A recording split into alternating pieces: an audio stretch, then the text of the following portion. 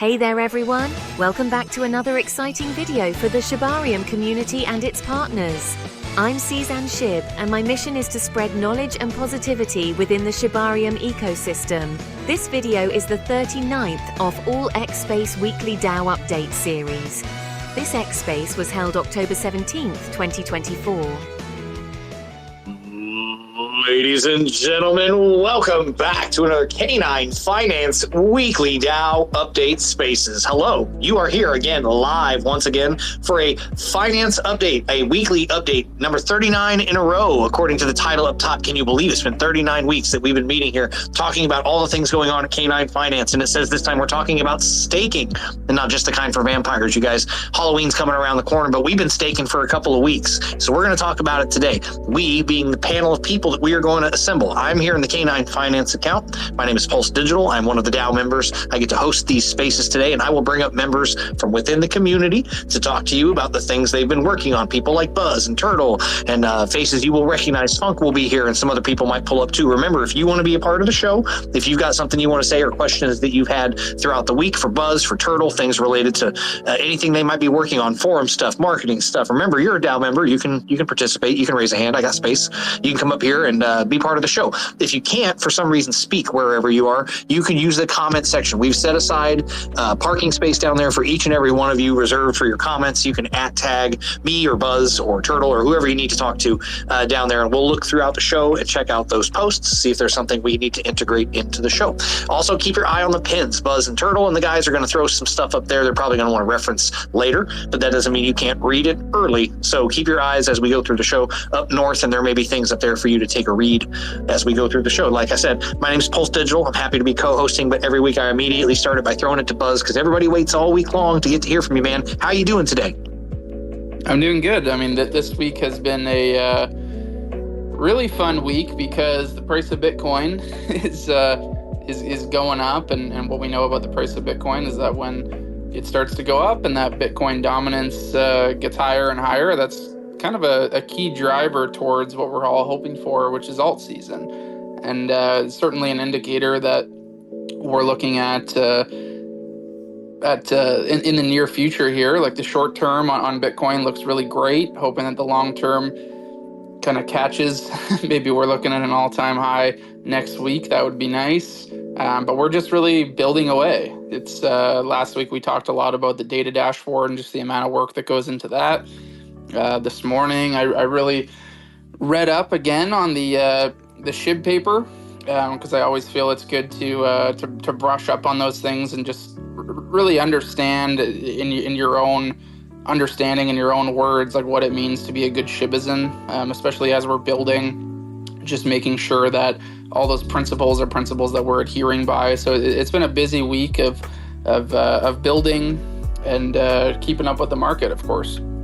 Well, you say Bitcoin is doing well. That actually acts as kind of a slingshot primer because Bitcoin has to be doing well in order for anything else to do well. It's the grandpa of crypto, I like to call it, which is not a slight against it. It's just to say that it marches first. It's always been the thing that has to go forward first. I've got plenty of memes about that. It's the easiest thing to shill, by the way. If you're ever just wondering, man, I don't know what to make a post about on X today, just go talk about Bitcoin. It's never going to hurt to go talk about it. So what do you think's the catalyst for something like that, though? And I'll ask this for Turtle and Funk too, just generally speaking, because things are, I saw 67-ish a couple of times, and it's funny because people might complain because it's been languishing in the 60,000s. But man, somebody pointed out on a space that I was in that 2 years ago, imagine what you would have thought if someone said, man, Bitcoin is stuck in the mid 60s, and I'm just so upset about it. Buzz, why are we waiting? What's the anxiety about?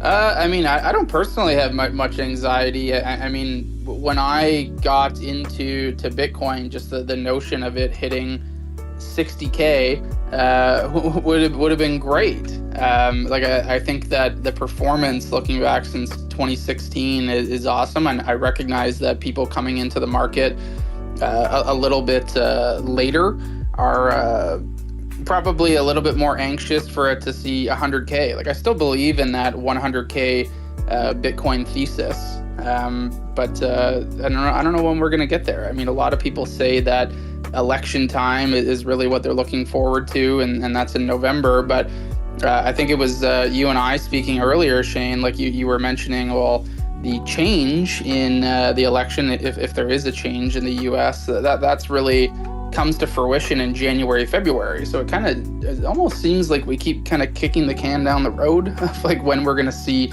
positive price action due to the election. But definitely excited about it.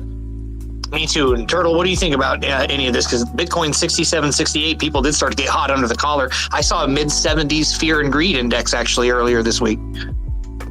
Yeah, the longer you're in this space, the less the day-to-day noise matters to you, I guess. I've been in the space long enough, kind of like Buzz was saying, that to see where we are today versus where we were a few years ago and a few years before that, so on and so forth, just a few like indicators to look at. The last time Bitcoin dominance was this high was in 2021, and the way it got there didn't look very good. Where it's at today looks very healthy if you just look at the Bitcoin dominance chart, and it kind of ties in with the institutional international adoption happening around Bitcoin. And like Buzz said, people get in and want to see fast movement, but you have to kind of look at the big picture. There's major geopolitical uncertainty happening. There's major US election uncertainty happening that includes a lot of regulators. And even with those things happening, we're still in the 60s. I think that's incredible, personally. And you even go and look at kind of funny statistics, but one that I like to look at is, where does the Coinbase app currently rank in the App Store in relationship to where the price is? When we were in the 70s last time, Coinbase was the 20th most popular app on the App Store. I think Coinbase is currently in the 400s, and we're still in the high 60s. And what that tells me is that most of this price action is driven by institutions. And that makes me very bullish. That's kind of my short-term thesis. I do think we'll see lots of volatility through the next couple months, but I think 100K is a very soft target, personally. Yeah, it's certainly lower than what Michael Saylor has been running around saying in short and long-term conversations. So I like the words you're both talking about, though. Funk, what about you watching Bitcoin back around 67,000? How you feeling? Man, it's so funny because I never pull up the Bitcoin chart. I just pull up the Ethereum chart over and over and over and over again. And I think not to be necessarily contrary to the bullishness that Buzz and Turtle have here, because obviously it starts with Bitcoin and then it kind of, rising tide raises all ships, as they say. So seeing that upward trajectory is really, really good. But just seeing that Bitcoin has outperformed Ethereum by about 45%. In the past couple of years, and then the effect that's had on the alt market hasn't been great, to be honest. So I'm definitely looking for the Ethereum dominance to increase over Bitcoin, because I think a lot of the liquidity right now exists in a vacuum when it comes to those institutional investors we were talking about. So my hope is that should Bitcoin continue to get bullish, continue to raise, something bullish will happen for Ethereum, and people will see some kind of signal to start spreading out their money outside of the vacuum that is Bitcoin, and hopefully reaches all of us. I don't know how to call ourselves, peasants, plebs, whatever you want to call us down here, playing with altcoins as well. I was just part of another conversation where someone mentioned what you're describing is the decoupling of Ethereum from Bitcoin, because they used to follow a lot more closely than they have been. And you're saying that as Bitcoin has gone up, Ethereum's actually kind of remained stale. And what stuck out to me, and I'm not trying to make a joke about this, but you guys are going to laugh because it's going to be funny, is I've got a chart saved from the day that Vitalik posted his girlfriend picture for the first time. And it's never been the same since. And I'm not blaming that. I'm honestly not. I know it sounds like I'm making the joke, but it's just funny because Bitcoin has kind of walked away. But you know what else has happened since the Vitalik girlfriend picture? The Ethereum Foundation sales, significant liquidations of those, and then the understanding of what's going on there too. So it's easy to point at the funny thing and be like, oh, Vitalik, why don't you make the price go up? But it's so much bigger than that, and you're alluding to that, Funk. You're saying there's more than that. But remember, Ethereum's an altcoin. And Turtle's talking about Bitcoin dominance. Turtle, what is, briefly, for someone who's listening, can you describe what is Bitcoin dominance? What are you measuring with that? Yeah, it's essentially what percentage of the total value in crypto is in Bitcoin versus everything else. And usually when Bitcoin dominance is running, you'll see smart money taking everything out of the alts, piling into Bitcoin for the run up, waiting for a good redistribution point, and then the alts usually have massive movements thereafter. That's what I would anticipate to see keep happening. That's the cycle we've seen happen for the last 5 years. And the stronger Bitcoin gets and the further institutional adoption gets, the higher the likelihood that things can't go backwards for crypto, which I think we all feel pretty good about now. The better and more volatile those alt runs will be. It might be painful in the short term, but just perspective, Michael Saylor has, I think, had an 840% return on his on MicroStrategy and Grayscale, and that is better than Nvidia. That is better than the entire equities market. There is no one or nothing that has performed better than Bitcoin over that time horizon. So to assume that something like Ethereum that has a lot more complexity to it would move in a as straight of a line, I don't think really makes sense. But I do think the Ethereum side is finding its footing. L2s are doing well. Blobs are a part of that picture. There's a lot of nonsense FUD, but long story short, there's still nothing quite like Ethereum out there, and I'm still very bullish there as well. I appreciate all three of you diving into that. I know sometimes we've had shows where we get right into canine stuff, but major market news is important, and I do like giving the rest of the audience a chance to hear what you guys are thinking macroeconomically. It's good because you all three have different backgrounds. You're all three thinking about different things. Like Funk going into Ethereum probably relates strongly to our listening audience, being that Shib and a lot of their derivatives partners are on Ethereum and stuff like that. So there's a lot of people here that are like biting their nails because Ethereum's been weird or whatever, but it all comes back to Bitcoin. And if Buzz has been here that long and has that perspective, I want to share that. So I appreciate that you guys have dived into that with me. Now, notwithstanding that, we left off last week. One of the things you were most proud about, and I want to make sure that we talk about here, is the work that you and Shima and the team were doing on that data dashboard. I know it's not ready yet, but how's it going? What's going on there? It's going well. I mean, we're certainly making great progress. Just for context, like the amount of data that we're talking about, like basically requires like 12 hours to even upload it and start working with it, and then you need to make sure that like the data is all accurate. So like the amount of this is really, like, you probably see memes out there about big data, but this is really like this is a big data problem. Like the amount of data that we're looking at is quite substantial, and it's quite vast. So right now we're kind of at the point where we've got all the clean data in a way that we like it, and now we're starting to toy around with the dashboard itself. So getting the data in a manageable sort of way that we can start working with it was the first biggest problem that we had, and now the next problem that we're solving is really painting a picture in that data in a nice dashboard that everyone can understand versus looking at tables. And once again, I know we talked about it last week, but can you reinforce what's the value of having this? It's not just about us having transparency, but what do you envision this doing for users? What's the end goal? I think it really comes down to education.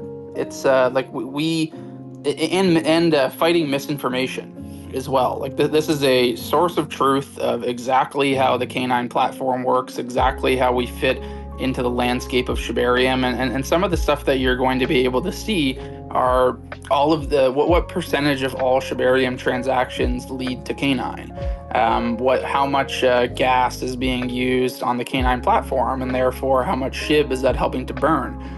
Like it has a quantified central point of truth where anybody, if you've ever looked at a graph, is going to be able to interpret and see the impact that Canine has. And if you're a community member that maybe already recognizes the impact that Canine has had and will continue to have on Shibarium, this data serves as a way for you to dive even deeper. Like if you have questions about how APRs are calculated, like you'll start to see what the profitability of the validator is, where different funds are flowing. And the reason that we're able to give this data with such transparency is that it's all run by smart contracts. So we can kind of query that data and put it into nice fancy tables, because there's no funny business going on behind the scenes. It's just that we're going to show people the way that the sausage gets made, so to speak. So I think that's very exciting for the community. I saw one community member come into the chat the other day who made a very interesting comment to me, asking about how the APRs are calculated on the platform. And when I explained that a few places that he could go to dive into that, he was quite surprised because he said, oh, like I thought APRs would actually be only something that the devs were privy to, and that the devs were setting that, which is very anti the ethos that we're going for. Like that we have this ethos of transparency being a DAO where we want this information to be publicly available because we all as community members become the best marketers for the project. And if we can understand and talk about it and bring more people on board and have them learning what we're doing, I think education is power. And this becomes a very, very powerful form of education to show people the true impact of K9. And I'd like to take an opportunity, since we're talking about it, to get a little further into APR expectations management, which is a broad way of wrapping up a lot of the questions I've seen in the Telegram and that you've had to address throughout the week. I see Couch is both here and present and hitting emojis today because he's been handling some of these questions too. So let's take a second and dive into that, because you say you ran into somebody who thought it was a secret that only the devs knew. What would you say largely about the APRs, how they are changing, in regards to their volatility, and what should people know about them? Yeah, so I think the APR discussion is one that is it's very deep. There's actually a spreadsheet on the forum that we condensed for forum use that anybody could download and play with and put their own assumptions into it. They could even put real data into it to see like what the APR might be if certain things happen. So for example, if double the amount of people started staking their K9, what does the APR come down to, and stuff like that. There is a customizable spreadsheet there for anyone to use that has all the inputs of how the Shibarium network works, but also how K9 works.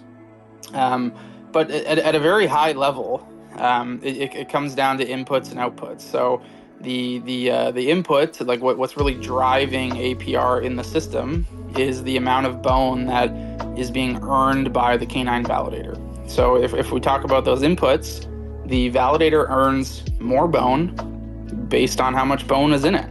So the more people that are using the product and staking their bone, getting KN bone, the more the validator is going to earn. There's more to it.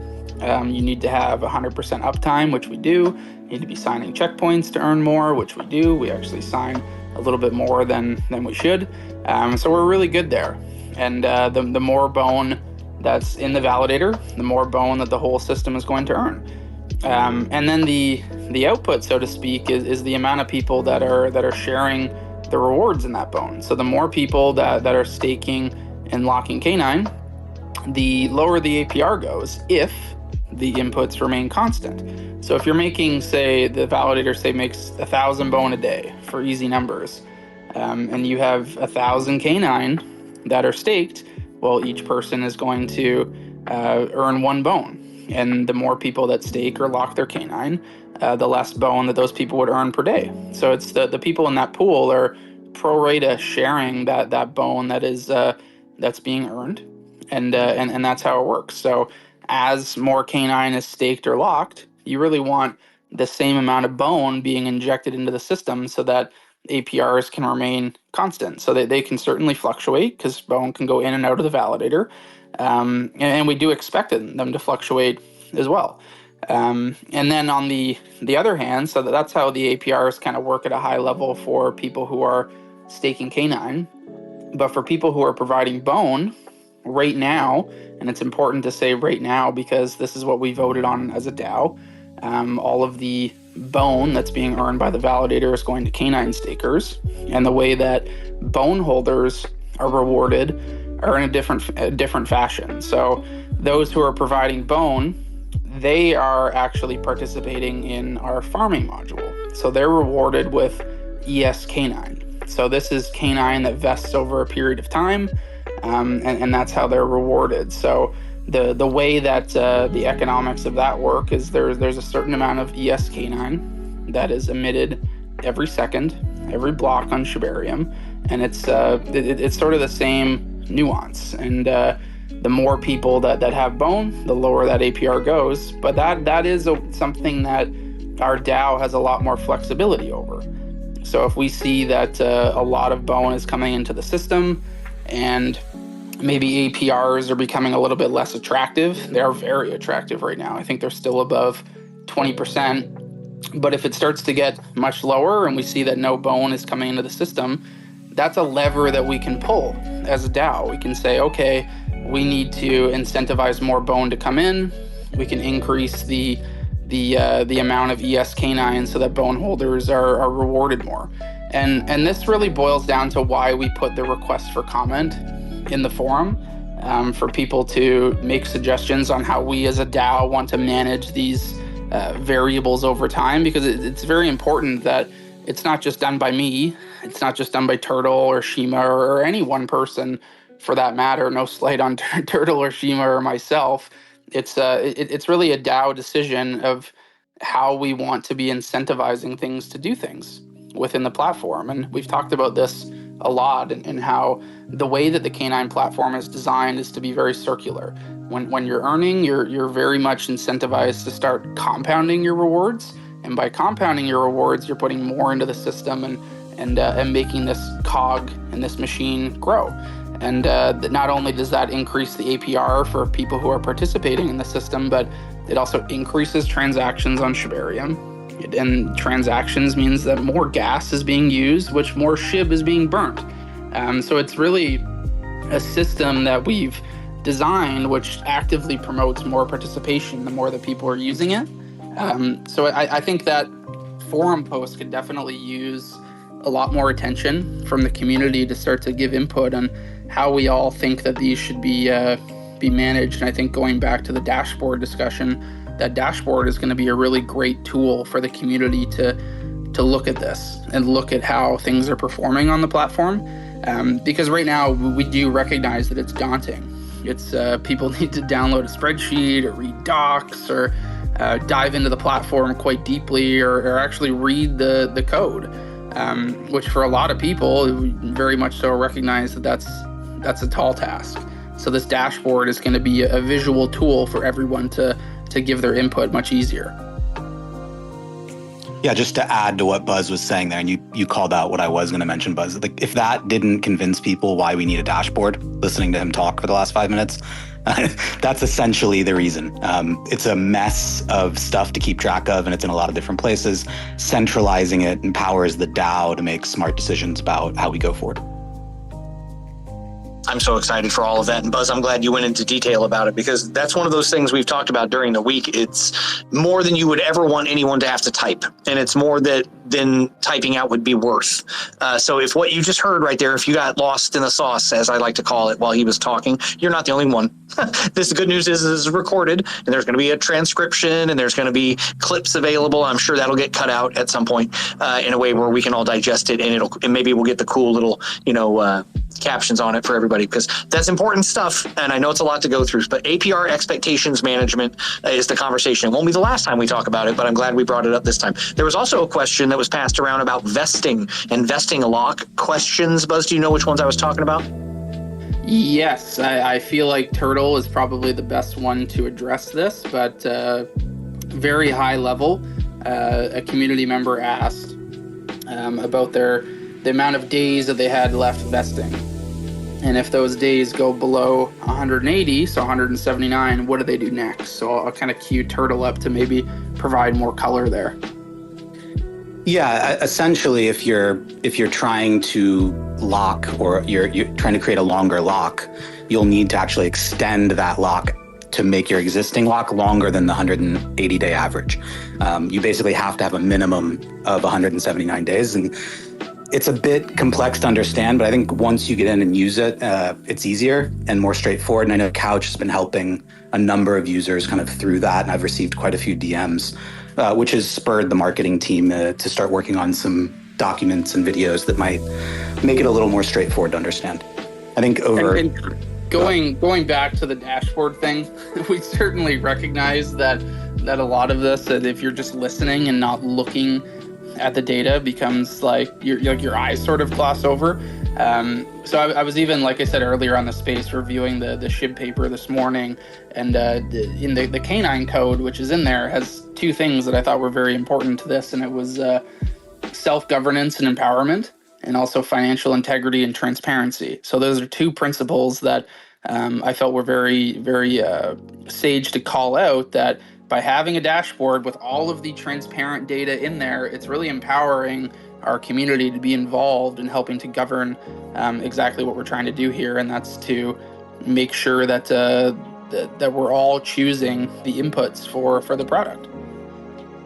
And in doing so, following the SHIB paper and Ryoshi's vision in lockstep with what a lot of other people have asked. It's important to keep that front and center, that when you think about that, reading that paper from time to time can be a refresher, because that's what you're talking about. Super important stuff. I'm glad you've gone over that. I have a small list of other things you mentioned that I wrote down real quick. The request for comment about Bone Crusher. Did you need to go into that anymore? Because I heard you bring it up. No, I don't think we need to anymore. I would just say, as a last point on that go to the forum.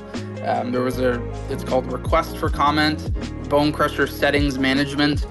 Review that forum post, and then certainly another call to action to just read it and provide comment on how you think our DAO should govern these settings moving forward. Because right now there's a 90-day window where the Management Council has been given discretionary control over these variables. There haven't been changes in those variables yet, as we're still getting more data and collecting more data on how the product is being used. But those 90 days, they're up on December 18th, and that's now 2 months away. So the comments become more pressing as we get closer to that date. And the segue from that would be to Turtle, because there's other stuff in the forum. There's a proposal for a referral program, and I would love to hear more about that. Yeah, I think. Go ahead, Turtle. Me or you? Okay, I'll go. Rugrat actually put a proposal in for a referral structure, and that is an idea that's been kicked around internally with marketing. We do think there's a time and a place to implement a referral system. The proposal in the forum kind of would require a lot of smart contract changes, which are likely not to get approved by the DAO. It just brings undue risk to changing things in the protocol. However, the future airdrop campaign, the retroactive airdrop campaign, might be a very good way to bring referrals into the system. And we are actually kind of playing with what else we can get into. There are quite a few other ways to go about it. I know Shima's been racking his brain and trying to find the best way to do it. So definitely a great forum proposal. And I welcome anyone who has ideas on how we could go about this without requiring smart contract changes. And maybe we can revisit on next week's space. I don't anticipate that'll be built in the next week or two. So we have some time to get everyone's ideas. So that would be great. And that whole conversation and more can be participated in at forum.k9finance.com, your location for K9 Finance government conversation. Please check it out. Turtle works very hard to manicure that site for you. Like I've said in the comments, there's a spot secured just for you. It's like they set aside your ENS. It's waiting for you to come claim it. It could be Danger or Crypto Queen or any of the season, any of the people in the comments down there. One sign up a day is all it takes to make Turtle smile. And you could have the power to do that. One of the listeners here, I'll keep going until one of you does it.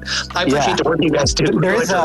There's a bit more on the forum I can speak to. So one of the existing conversations was around Shibarium voting. That kind of came to a close. We're going to be implementing a manual process to move everything over to Snapshot for each vote. Oddly enough, building the dashboard put us in a better position for doing that. So we're eager to get that implemented by the next vote. And there was another great proposal from Rugrat about borrowing and lending platforms, and KN Bone, for example, being available as a borrow and lending asset. I think that's a great place to add to his idea. If other folks think that's valuable, I would just encourage us to look at the order of events, right? We need maybe stable coins and a little bit more principled DeFi to exist on Shibarium before lending pools make sense, but we could be convinced otherwise. So I just thought that was another good one to call attention to and ask the clever DeFi users listening to chime in. Any thoughts on that, Buzz? I mean, I've talked about this from the start of K9. Like, I think that one of the natural progressions to having liquid staking is actually a lending and borrowing protocol that kind of builds on top of that.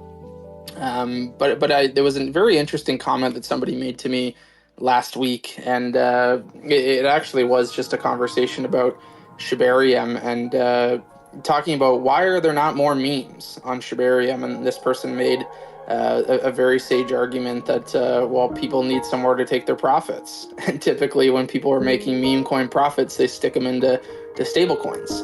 So I do think that we don't want to kind of put the cart before the horse, and I think that a lot of serious traders like really want to see stable coins on a chain so that they can park their profits somewhere. Go ahead, Funk. Yeah, I know that in addition to that, another thing, and of course this is just conversational, but price impacts are important and liquidity is important, and you don't want to lose when you're stabling out or trying to figure out a way to buy and sell and trade these coins without just getting completely wrecked on price impact, unless you're trading for like $20 worth of token, or $100 or $1,000. Like, you know, on the Ethereum network, there's plenty of people who can trade tens of thousands of dollars, stable it up, all with very little price impact, especially from top tokens on that chain. So the profit margins are a little too low right now in some cases, and the price impact and liquidity to back it. So stable coins would be a really, really good asset if it had the proper backing to provide. It would entice me to come over there more, I'd say that.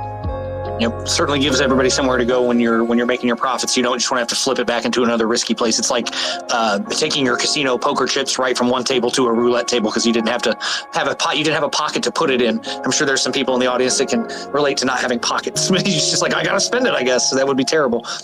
There was one piece of news that came by this week. I want to make sure we address in audio format because it came up in the Telegram. But since we've talked about it here previously, Hummingbot DAO and the conclusion of that saga. Buzz, can you give us the information there?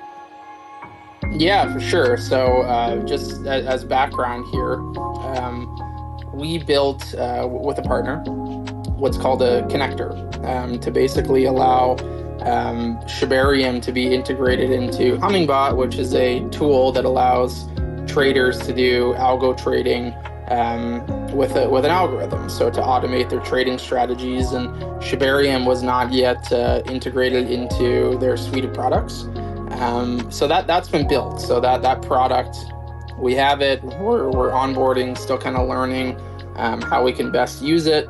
It's available in a sort of a sub branch that anybody could use if they were savvy enough to pull that and kind of start using it. But the next step with Hummingbot is to get officially recognized within their product. So if you were to go to their website and you're like, oh, I want to trade on Shibarium, like having it very, very easily accessible within their product, you can kind of visualize it like that.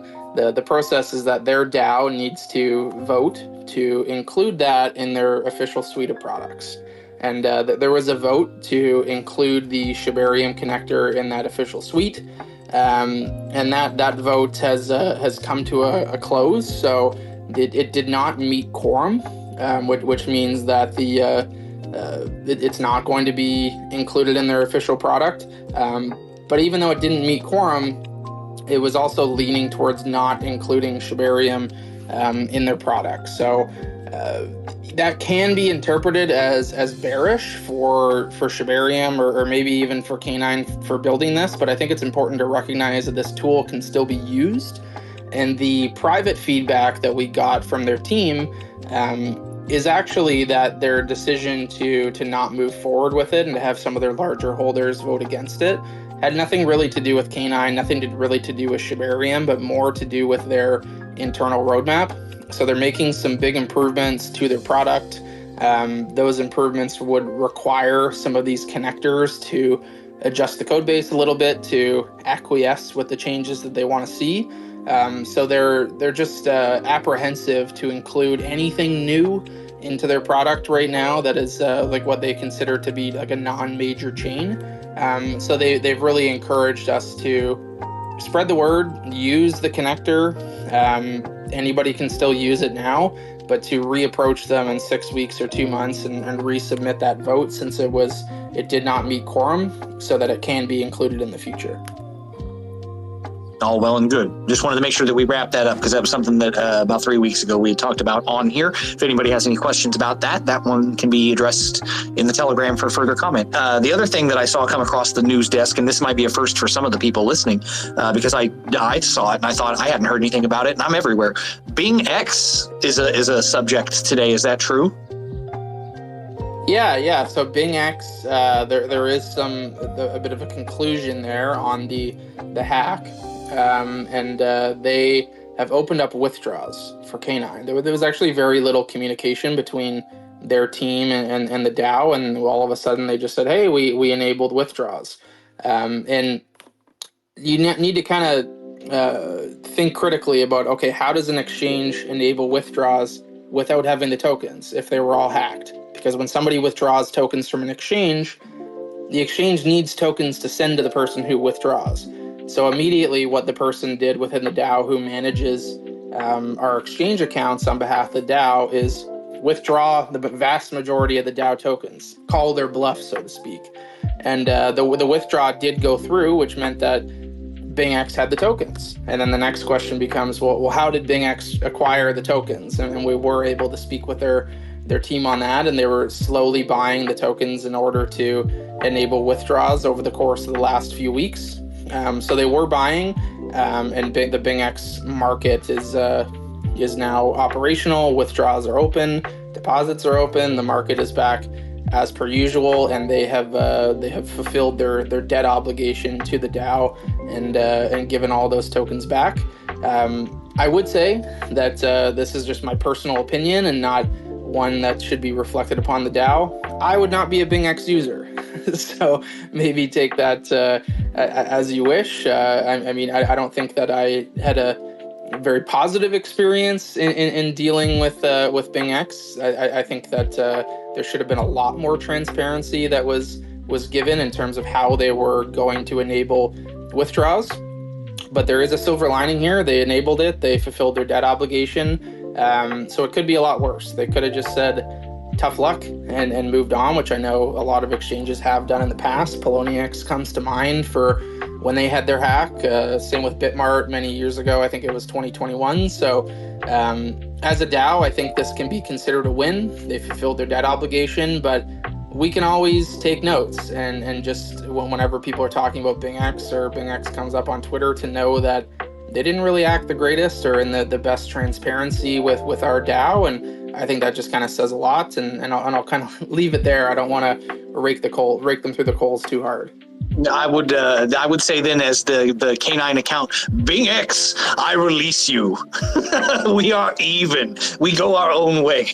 And I love the way you said it. As a user, I might not be enthusiastic about it. Again, I'm not speaking for all of K9, but that's good sentiment, man. A little bit of a DeFi enthusiast, so I can appreciate that. It is sneaky of them to have snuck in and been slowly buying the dips and everything like that. It's funny to think that there was a BingX person in the chat taking everybody's temperature and sentiment. So I hope you guys learn from that there are people that watch these groups and they're not making these giant green candle buys, and they're not coming in and, like, we're going to buy $65,000. Like Funk was bringing up price impact. It would be ridiculous of them to come in and try and ape in, for 10, 20 ETH at a time, because they would have started a feeding frenzy and then somebody would have known what was up. So I'm glad it's done. Ready to move on into Buzz's Corner is where I'm ready to move on. We've got plenty of time reserved this week. I'm sure Buzz has got a couple of things lined up for us, and then I still want to hear from Funk before we head out for the day, but I want to give Buzz a little bit of time. Buzz, what's been on your mind? I've seen you doing a lot of different spaces. I know you've seen a lot of different subjects in the last week. What's been up with you?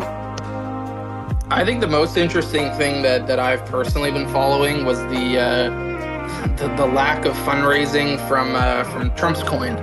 I know that you've probably been following that, Shane. Yeah, I heard it didn't go like people expected.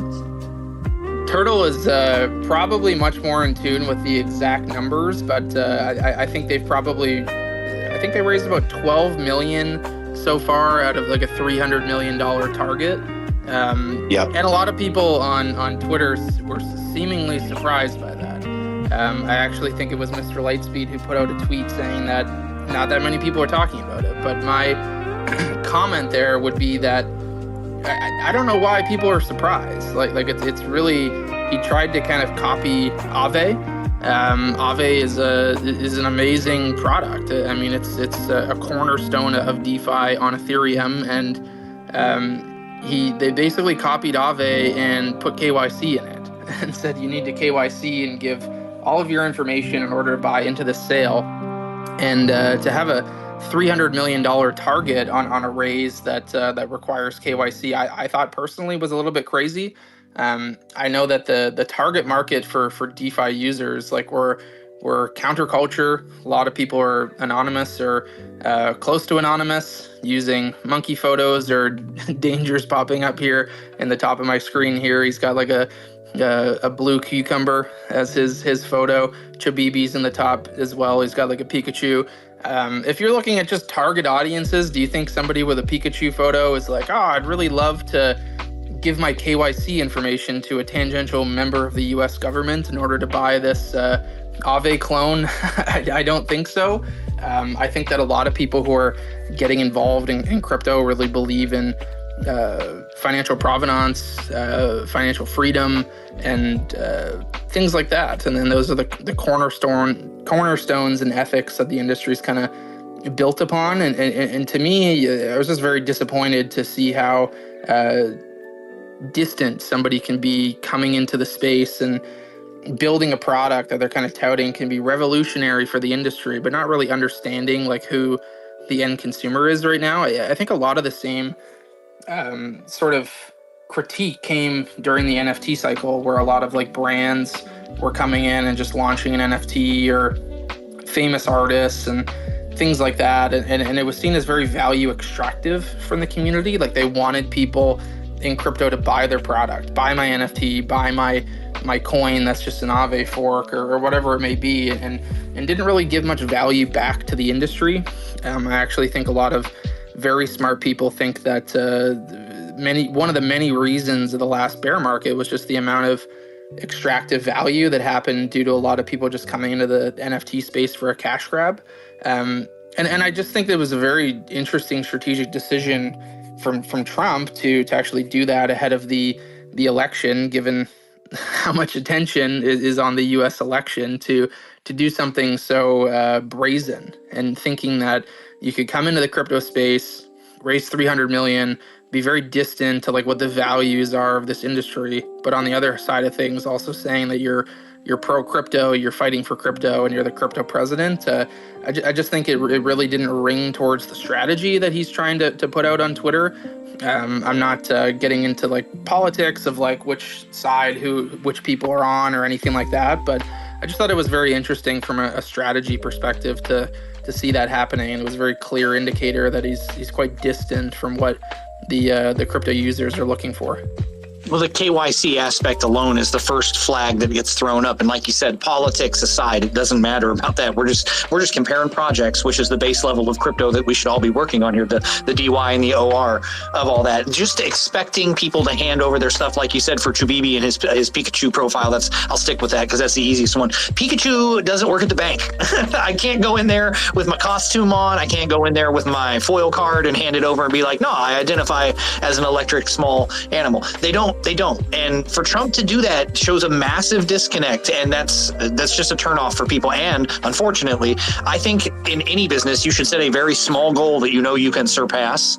And that's a miss too. Like that they either took a temperature wrong, somebody estimated incorrectly. Like, I don't know if somebody was just afraid to tell them the truth or somebody was blowing smoke or whatever, but they're like, oh, $300 million. Because you know that if they set it for $300 million, they expected to beat that. Like that, you wouldn't have set a goal that you thought you were going to have to claw your way to the top and make it to, because you want to be able to blow it out and be like, oh, we're due to the overwhelming amount of attention, we've got to open a second fund. So think about the difference. It's crazy to me. Buzz is going to cycle back up and around. He's having hearing problems on that, but it is crazy because I think about goal setting and how out of proportion that all is. I'm so glad he brought that stuff up. We do have time. I set stuff aside for a bit of a Funk's Corner as well. Funk, you've been bouncing around since the last week I saw you. What's been catching your attention in crypto? What have you been up to?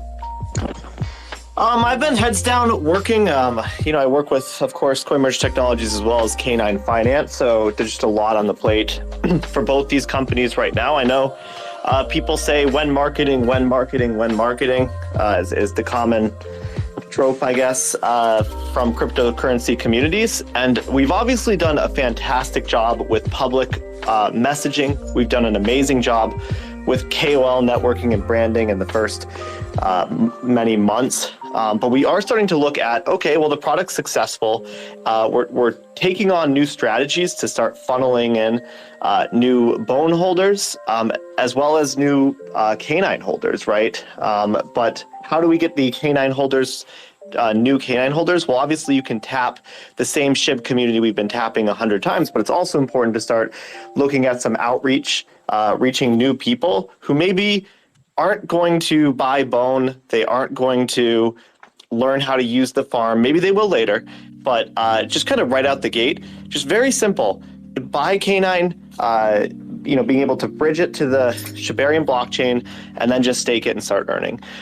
That's a lot less of a gap, a skill gap, than the whole farming and liquidity staking derivative thing. So reaching out to KOLs and looking at future marketing campaigns here, because we got to flex that APR, guys. It's a really juicy APR on Canine, especially if you lock it for 12 months. Of course, none of this is financial advice, but that's what we're looking at. How do we get that to new users? How do we get that to new people to go, man, this is a sustainable APR. Look at the treasury that this organization has. Look how successful they were in their initial brand and marketing, and look at the upside and the ceiling, that we could potentially break in the future with price and things like that. Again, not financial advice. So looking at ways to do some classic DeFi crypto marketing and start bringing in new people into the community and new canine holders, most importantly. I saw this week that FEF was integrated with KN Bone, right? Yep, that's a Shibarium project over there. It's definitely a funny little concept. They have a bus, among other things, as part of their branding. So yeah, absolutely. Definitely part of it is getting those Shibarium communities and projects to pair with Canine Bone as well. That's definitely on our radar as well. But yeah, everything's going really well. Pretty excited about the future of what's to come here. It's nice to look to the future because it's tough to do that before the product is released. Yep. Financial Education Freedom Token, get on the bus, is the logo they use. They were very active. I had a lot of opportunity, at least personally myself. Back when I did the March Madness tournament that I did for Bad Idea, I got to meet a lot of these small projects. FEF was awesome to work with. They do have a great community. So I appreciate FEF, Financial Education Freedom Token, and the bus and the crew over there. Thanks, guys, for doing the KN Bone pairing. Remember, any of you out there that have a project on Shibarium, or if you're thinking about launching something on Shibarium, you could get with these guys before you even do it. You could literally sit down and be like, hey, what's the best way that we do this? How do we set this up? If you want to be a part of that, reach out to Funk, reach out to Buzz, Turtle. Any of these guys can help you set that up, because just like FEF or any of these other brands, we do little highlights and stuff. You guys are more than welcome to pull up to the spaces if you're ever free on one of these Thursdays. Any of these brands that have got a KN Bone pairing, you guys can roll up in here and hang out, throw your feet up on the couch. We don't mind. I won't kick you out for it. We got spots. It'd be like that sometimes. As we begin to wrap up, because I'm near the end of the spaces and stuff, if anybody had any final thoughts, I'll make my way around speakers one more time. I see you guys that have been requesting. I appreciate that, MD and CBF, but it's very difficult to approve people. I see a low follower account, and I know you're chasing the SHIB account. SHIB account loves you. I will tell you that. SHIB account loves you. Thank you for requesting. But it's a risk that I'm not willing to take. Funk, before we get out of here, what do we expect for you? Because I told everybody we're getting spooky season. I saw some Halloween canine art. We're getting towards Halloween. What do we got in store between now and next week? There's a whole bunch of fun Halloween themed things that we're going to be putting out next week around our Twitter. And obviously it's kind of fun to do things like that. But other than that, just business as usual, trying to get as new canine holders, trying to get new people to, delegate their bone to our validator. And of course, just upkeep with the community, and everyone's doing a great job over there as well. So nothing like mind-blowing or super exciting, but listen to what Buzz is saying. Listen to the plans, listen to the vision for the future, because I think, of course, we're a Shiba Inu partner, and everything we're going to be doing is to build Shibarium, but the ceiling for K9 is super, super high, in my opinion, when it comes to the utilities and the future of what it could possibly be. And remember, guys, this is a DAO, so if you have input in what you'd like the future of K9 Finance DAO to be, go to the forum, put some ideas out there. What do you think it would take to move K9 forward, to move the needle? So power's in your hands as well. Thank you, guys. Get out there. Appreciate you, Funk. Next week, let's do a BonkBot update and see what you guys been doing over there, because I know you're still cooking in the kitchen, right? Yeah, BarkBot. BarkBot. Yeah, I said it wrong. BonkBot, because I'm a jerk. BarkBot. Well, that's okay. If you want to compare us to a top 50 cryptocurrency. No, in my mind, you've got full mind share, like right up there with it. That's why I did it. Next week, we'll get a little bit more time set aside, and we'll do an update and see what's going on with the team and what you've been working on, okay? Okay, man. Turtle, forum news, final thoughts before we go. Is there anything anybody else needs to do for you? No, nothing specific other than joining the conversation, right? We're a DAO and everyone's feedback is valuable and great ideas come from sometimes the least expected places. So we just really encourage everyone to participate. I did want to kind of just comment on the World Liberty Fi stuff. It was a very proud moment for me to see that the principles of crypto outweighed the grift. Nothing personal about the candidate or anything like that, but it just shows you that you can't fake it. Crypto has evolved. Like it has its footing. It knows what it wants to be. And the fact that it would like ward it off an attack is how I feel to me, made me smile. So I just wanted to kind of leave that thought. And on what people can be doing, we have the only Bone farm that is a Bone native pair. Spread the word. Everyone who has Bone should be taking advantage of the farm. Them taking advantage of the farm benefits you. So really just spreading the word grassroots is a major marketing focus for us, and that takes everybody. Appreciate you, man. Remember, everybody, forum.k9finance.com. It's where you can find Turtle doing all the good work over there. Buzz, final thoughts before we head out today? Yeah, there's a couple other really great AMA questions that some of the mods sent as well that I wanted to address. And one was, because we talked about FEF token, one of the questions that seemingly came up a lot is why are these integrations important? Why is it important for people to be setting up a K and Bone pair? And if you're in this space, you're probably already in agreement that people using K9 is good for Shibarium. It lifts the TVL and it increases transaction volume on Shibarium. And the next leap to make there is, well, if people are going to use the product and acquire K and Bone, they need things to do with it. So the more projects that are integrating K and Bone, the more things that people are able to use their K and Bone for, which in turn makes it much, much more attractive for people to use the product in the first place. So it's kind of this chicken and egg problem. Like we've gotten, I think now is well over 3 million Bone that are using the liquid staking product. But when people get that K and Bone, they want stuff to do with it. There's, of course, the farm, like Turtle was talking about on the K9 product, but some people don't want to farm, and maybe they don't want to earn 20% on their Bone. Maybe they want to be going around purchasing other coins or purchasing NFTs, and the more integrations, the more attractive that it makes the overall K9 product. And we know as a constant at the start that the more that people are using the K9 product, the more that we can lift Shibarium together. So that was just the last touch on an AMA that I wanted to give. And I also just wanted to end with a shout out, especially to our mods. I did put out a tweet yesterday just encouraging people to follow some of our great community members and management council members on my own profile. There's so many people who are part of the DAO that lend a hand in all different areas. So I do encourage, if you see familiar faces in the K9 community, there's a lot of people in here that are even throwing up emojis right now. There's Crypto Queen, Couch Adventures, I see Sizens here, Chibivi, K9 Cowboy, Frank. These are people who are dedicating a significant portion of their time to educating the community, helping to grow the community, Frank, we talk about all the time, is doing 2 VCs a week. I actually think he's on vacation this week, and Couch Adventures has been picking up the slack for him there. And even though Frank's on vacation, he's in the the DAO spaces right now. So these are people who are putting their heart and soul into the community and just really would appreciate everyone to give them a follow. K9 is much bigger than just one person or a few people who speak on these weekly spaces, and just want to give some love to some of the people who do a ton of work behind the scenes, but maybe go a little bit underappreciated.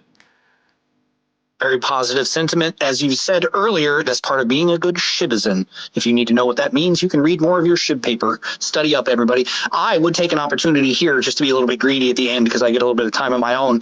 I'm going to highlight Buzz. You guys notice he's been hosting some of the Mario shows this week? Guys, I'm so proud.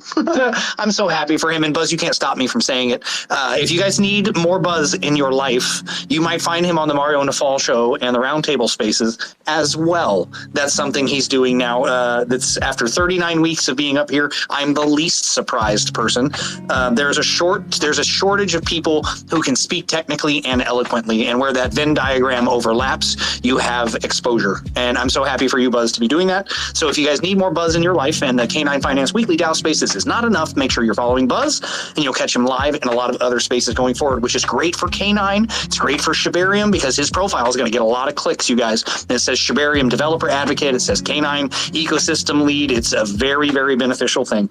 So I'm so happy for you, Buzz, and you don't even have to reply to me. I'm just glazing you at this point. Remember, I'm not the K9 account. I'm Pulse Digital. I'm also just a dude behind a counter playing another dude. You know how it goes. I'm excited to host these spaces. I appreciate that you guys let me do this 39 weeks in a row. I get to come up here and have fun with a Shib account who comes to hang out with us at these shows, which is awesome. Buzz and Turtle and Funk and all the people in the audience who just for some reason don't want to come up no matter how many invites I send Queen. I'm going to get you 1 week. You're going to come up here. I hit her with like 3 invites. I appreciate you guys. Next week is going to be number 40, the big 40. A lot of times people get like black balloons and over the hill cakes. You don't have to do that for us. We're barely getting started, baby. 40 weeks. 7 days from now, let's gather here again, and it's getting spooky. Like I said, I didn't use the spooky voice this time, but next week, next week, it will be spookier, much spookier. Stay tuned, my Shib friends, for the next K9 Finance Weekly DAO Update Spaces.